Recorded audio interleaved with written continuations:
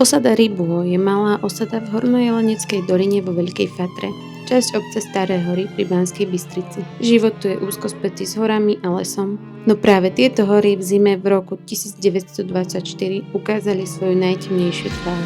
V noci zo 6. na 7. februára 1924 sa z juhovýchodných svahov Krížnej uvoľnila obrovská lavína. Snežná masa, ktorá sa otrhla v neobyčajne nepriaznivých snehových a veterných podmienkach, do sebou strhla všetko, čo jej stálo v ceste. Lavína dosiahla dĺžku približne 2,5 kilometra, prekonala 760 výškových metrov a na svojej ceste zhromaždila asi 2,4 milióna metrov kubického snehu. To je hmotnosť, ktorú by sme si len ťažko predstavili, ak by sme nevideli jej dopady. V hornej časti osady Rybulo lavína strhla a zmietla zo sebou 3 domy. Ďalšie 2 domy vážne poškodila a zasypala 22 ľudí. Z 22 zasypaných sa len 4 podarilo prežiť.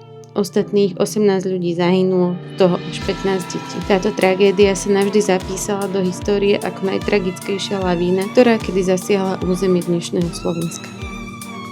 Pán Benjamín Strmeň bol jedným z mála, ktorému sa podarilo prežiť.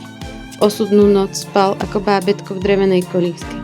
Keď lavína zavalila strechu domu, šinule spadli tak, že kolieska dostala vzduchový priestor, akúsi malú bublinu, ktorá mu zachránila život. Jeho 5 súrodenci však toto šťastie nemali a tragédiu neprežili.